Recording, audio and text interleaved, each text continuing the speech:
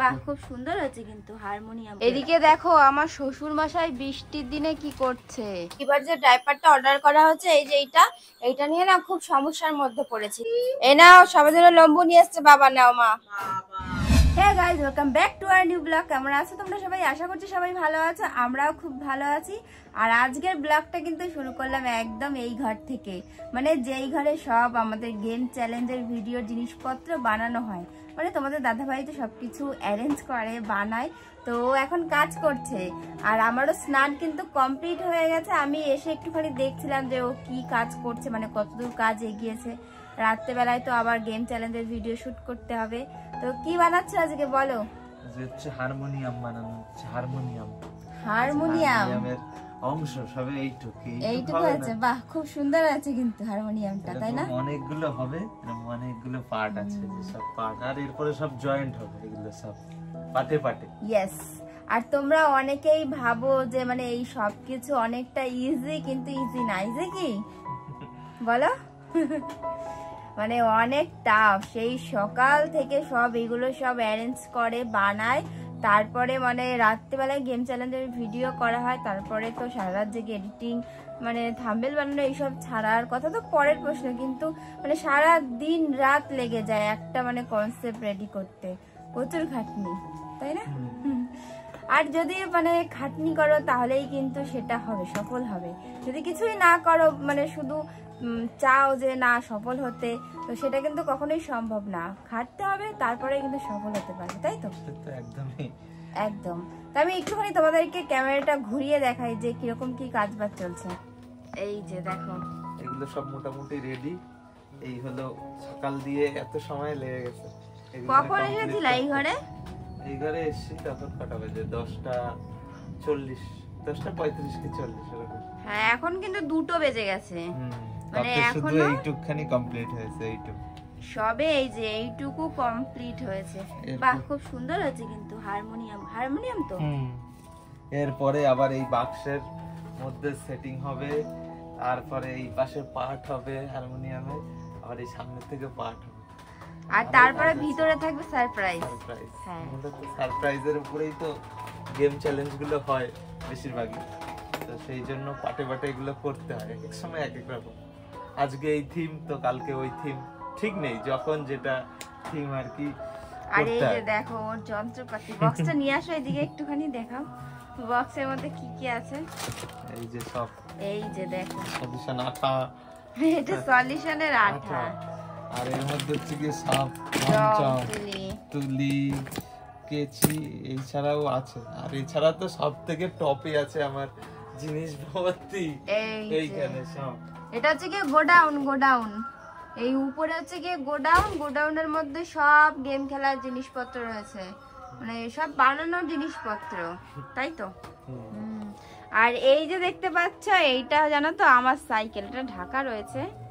এই যে দেখো, এটা হলো আমার সাইকেল। মানে আগে তো আমি এই সাইকেলটা চালিয়ে এদিক সেদিক যেতাম, তো এখন আপাতত আর চালানো হচ্ছে না। এই ঘরেই দেখো পড়ে রয়েছে সাইকেলটার অবস্থা কি হয়েছে গো। আহারে, আমার সাইকেলটা দেখো নোংরা পড়ে কি অবস্থা। টায়ার টিউব কি ভালো আছে? এটার হাওয়া চলে গেছে না? তো প্রেগন্যান্সি টাইমে কিন্তু সাইকেলটা চালানো হয়নি, আর এখনো তো বন্ধই রয়েছে। জানি না আবার কবে থেকে চালাতে পারবো। সাইকেলটা দেখে খুব মায়া লাগে, আগে কত যত্ন করে রাখতাম সাইকেলটার। এখন দেখো এই ঘরে থেকে থেকে মানে খারাপ অবস্থা হয়ে গেছে সাইকেলটার একদম।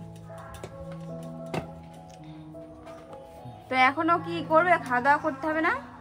এখন মোটামুটি হাফ কাজ হয়ে গেছে, আবার পরে করবো। তাহলে চলো খাওয়া দাওয়াটা করে নাও, তারপরে আবার শুরু করবে। এদিকে দেখো আমার শ্বশুর মশাই বৃষ্টির দিনে কি করছে। এই পড়ে গেল পেঁপে পারছে। আর দেখো কি জল কাদা নোংরার মধ্যে। তোমাদেরকে তো বলেছিলাম যে আমাদের দেখো পাশের ডোবাটায় জল ভরে গেছে। বালতির মধ্যে উঠাও। আর এদিকে মা বালতি দিচ্ছে বাবাকে। কতগুলো পেরেছো বাবা পেঁপে? এদিকে আরো আছে, অনেকগুলো পেঁপে পেরেছে। এই যে দেখো, কি বলতো, আমাদের যে এই পেঁপে গাছটা মাথাটা একদম ভারী হয়ে গেছিল। এবার এখন যদি পেঁপে না পারে তাহলে কিন্তু গাছটা ভেঙে পড়ে যাবে। পিছনে এইরকম একটা হয়েছিল, মানে পেঁপে গাছটা একদম ছোট ছিল, এত পেঁপে হয়েছিল এই যে পাশে একটা আছে। বাড়েনি এই কয়দিন পাশে। ধরে, তারপরে কিন্তু গাছটা ভেঙে পড়ে গেছিল। দেখো কি জঙ্গল, মানে এমনি সময় কিন্তু এইখানটা এরকম থাকে না, একদম পরিষ্কারই থাকে, কিন্তু বৃষ্টি কাদার জন্য সব নোংরাগুলো এখানে ভেসে ভেসে চলে আসছে। এই যে দেখো কতগুলো পেঁপে পেরেছে। এই দেখো এই যে এই বৃষ্টি কাদায় চারিদিকটা দেখো অবস্থা কিরকম বাজে হয়ে গেছে। সব নোংরাগুলো ভেসে ভেসে আমাদের এইদিকে চলে এসেছে, আর এই দিকটাও সব নোংরা হয়ে গেছে। বাবা এখন খুঁজছে যে আর পেঁপে পাওয়া যায় নাকি, মানে যখন পেরেছে উপর দিয়ে সব তো ঢুপঢাপ করে পড়েছে, এখন জলের মধ্যে সবগুলো চলে গেছে। এখন খুঁজছে কোথায় কোথায় আছে, আর খুঁজতে হবে না, চলে আসো, যা হয়েছে হয়েছে, থাকলে থাকবে। আজকে সারাদিন ধরে যে এত বৃষ্টি হচ্ছে, মানে কোনো মা ছাড়াও বাড়িতে আসেনি, আর কেউ যে বাজারে যাবে সেটারও সময় পায়নি। মানে এত বৃষ্টির মধ্যে কি করে যাবে বাজারে, গেলে তো ভিজেই যাবে। ওই জন্য বাড়িতে কি রান্না হচ্ছে আজকে বলো তো? সয়াবিন, এই যে সয়াবিন আলুর তরকারি, আর সাথে ডাল, আর হচ্ছে গিয়ে আলু কুমড়ো ভাজা, আর এটা হচ্ছে ভেন্ডির চচ্চড়ি। জানো তো মানে কি বলতো, আমার সয়াবিন খেতে না একদম ভালো লাগে না, তাও আজকে খেতে হবে। মানে আমার ডাল আলু সিদ্ধ দিলে তাও আমার ভালো লাগে, কিন্তু সয়াবিনটা অতটা পছন্দ করি না আমি। কিন্তু আজকে খেতে হবে। ও আমার খুব ভালো খায় সয়াবিন, আমার ভালো লাগে না সয়াবিন খেতে, মানে কেমন একটা জানি লাগে।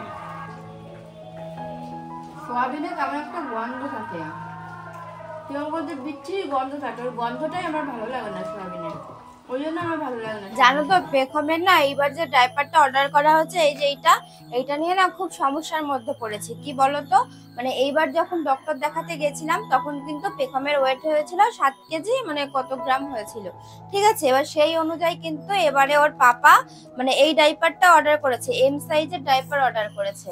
এবার অসুবিধাটা কি হচ্ছে বলতো, মানে পেখমের এই এম সাইজের ডাইপারটা এখন হচ্ছে না, মানে একটু বড় হয়ে যাচ্ছে। মানে আগে যেটা ছিল এস সাইজ সেটাই ঠিকঠাক হচ্ছিল, আর এম সাইজটা একটু বড় হয়ে গেছে। আর এটা কিন্তু এম সাইজটা 7 কেজি থেকে 12 কেজি ওয়েটের বেবিরা ইউজ করতে পারবে। এবার সব বাচ্চারা তো দেখো সমান না, মানে কারোর চেহারা একটু হেলদি, আবার একটু কারোর মানে হালকা পাতলা চেহারা। তো পেখমের বলতো কি মানে হাড়ে ওয়েটটা বেশি, তো ওই জন্য হয়তো মানে এটা হচ্ছে না। এমনি ওয়েট আন্দাজে কিন্তু মানে 7 কেজি থেকে 12 কেজি বাচ্চাদের জন্যই ঠিক আছে, কিন্তু সেই হিসাব করে ওর পাপা অর্ডার করেছে, কিন্তু এখন দেখছি যে একটুখানি বড় হয়ে যাচ্ছে। তো এখন কি করা যায় দেখি, যদি মানে খুব সমস্যা হয়। মানে একটা আমি পরিয়েছিলাম ওকে, এই সাইড থেকে খুলে একটা পরিয়েছিলাম, তো পরানোর পরে দেখছি যে এরকম হচ্ছে। তোর বাবাকে বললো যে দেখি তাহলে যদি এটা আমি নেক্সট মান্থে ইউজ করব, আর একটা নতুন অর্ডার করতে হবে এস সাইজের, সেটা এখন আপাতত চালাবো, আর নেক্সট মান্থের জন্য এটা রেখে দেবো, এটা ইউজ করব। তো এছাড়া আর কোনো উপায় দেখছি না, মানে এটাই সলিউশন। তো আজকে কিন্তু সন্ধ্যাবেলায় বাবা নিয়ে এসছে, এগুলো কি বলতো, এগুলো হলো লম্বু। তোমাদেরকে দেখাই একটুখানি, এই যে দেখো স্পেশাল লম্বু, এই যে ঠিক এমনটা দেখতে। আগে লম্বুগুলো কিন্তু একটু অন্যরকম ছিল, মানে বড় বড় সাইজের ছিল, আগে ছোটবেলায় খুব খেতাম। মানে সেই লম্বু আর এই লম্বু কিন্তু এখন টোটালি আলাদা, মানে আগেরটার মতো তো এটার মধ্যে স্বাদই নেই, আর তার সাথে কিন্তু মানে দেখতে খেতে সবকিছুই চেঞ্জ হয়ে গেছে। তো আমাদের সবার জন্য নিয়ে এসছে কিন্তু দেখো লম্বু, এই নাও সবার জন্য লম্বু নিয়ে এসছে বাবা, নাও মা, ওর জন্য এনেছে। একটা নাও তুমি। ঠিক আছে আমি সবাইকে দিই। হ্যাঁ ওকে একটা দাও, বাবা এনে লম্বু খাও। তা আমারটা দাও, আমাকে দাও, দাও এই যে আমারটা। এই যে। তো চলো এখন আমরা সবাই মিলে লম্বু খেতে থাকি, সবাইকে টাটা, বাই বাই।